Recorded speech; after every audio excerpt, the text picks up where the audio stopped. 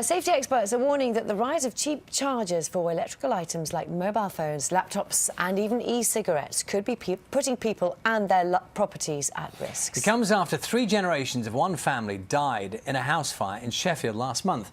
Investigation is continuing into the blaze, but the fire service says it's likely to have been caused by a faulty electrical charger. Jenny Hill reports. It looks like your average phone charger. It's a cheap fake.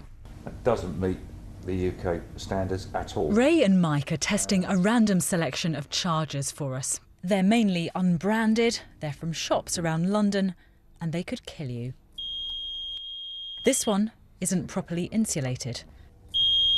And look what happens when this one's connected to the mains. 3, 2, 1. Scary. Very, very scary. We're growing really concerned about electric chargers. There's so many coming into the UK at the moment. Last year we saw a 6-fold increase in electrical items seized at the borders, and the majority of those were chargers that were either cheap or fake or substandard. And the problem is people want cheap chargers. But just look at the consequences. This young woman escaped with minor injuries when a charging e-cigarette exploded. And last month, 5 members of the same family died in a house fire in Sheffield, caused, it's thought, by a faulty electrical charger. It's a growing problem, according to firefighters here. Their advice: don't leave items charging overnight, keep them away from flammable materials, and don't buy cheap, unbranded chargers. It's easy to buy electrical chargers cheaply these days. Plenty of shops sell them. You can, of course, visit your nearest market or go online. But here's where it gets difficult. This is my official phone charger, and here's a cheap copy. They're almost identical, and yet the difference between them is crucial. But you can spot it if you know where to look.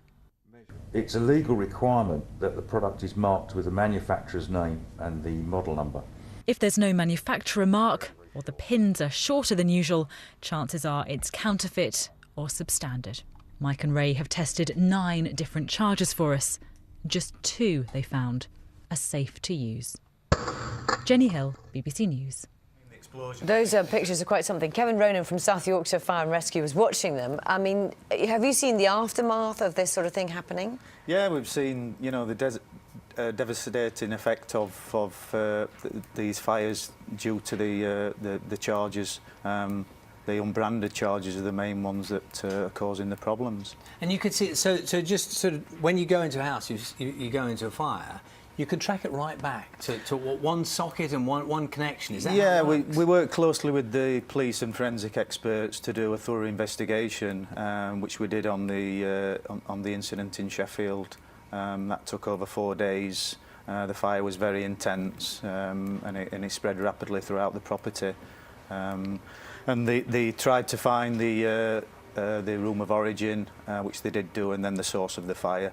And that's what we concluded the most probable cause was a charging device, a faulty charging device. How would you know? I mean, we were talking in that piece by Jenny, weren't we, about ones that were not sort of branded ones. How would you know that you have got one? Well, you'd know if you bought a non-branded one, but one that is faulty as well. How would you know? They'll have no markings on it. You know, if you've got a branded charger, it will have a kite mark on it. It will show yes. Where it's from, and it's a branded one. It's the increase of the unbranded, the cheap ones that you can buy online.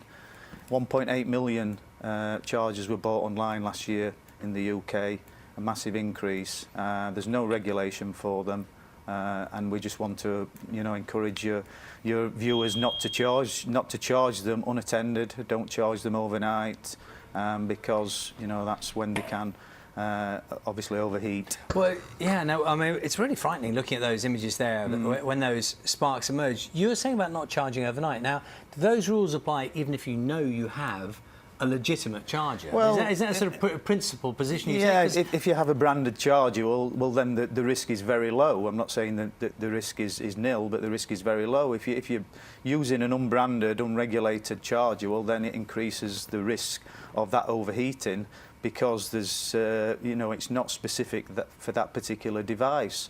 That's the issue, is that there's a different different types of charger that are not designed for that particular device, and because they're putting different levels of charge into the device, and that's where it's becoming overheated. If it's close to soft furnishings, well, obviously the heat can cause the fire through that. So we're encouraging, you know, members of the public to ensure that they have a bedtime routine, they turn all appliances off at night, turn all electrical appliances off at night, and when they go to bed is shut all the internal doors, because that could be a sort of a life-saving measure for families out there. So you shut the doors so the fire can't pass from one so the room to fire another. can't spread. Okay, so many people, in practical terms, charge overnight because that's when your phone, whatever it is, you're not wandering around with it. We are creatures of habit, and people get into habits of charging overnight. We're trying to encourage your viewers to change that habit and charge them at various times of the day. You know, I heard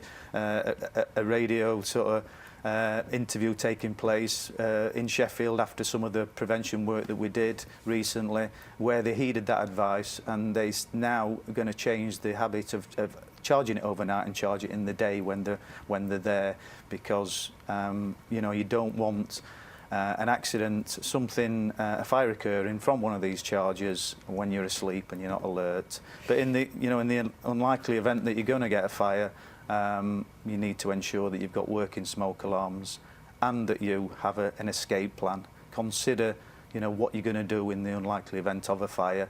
Ensure that all your family are aware of how to get out of the house in case, you know, one of these sort of devastating effects of fire can take.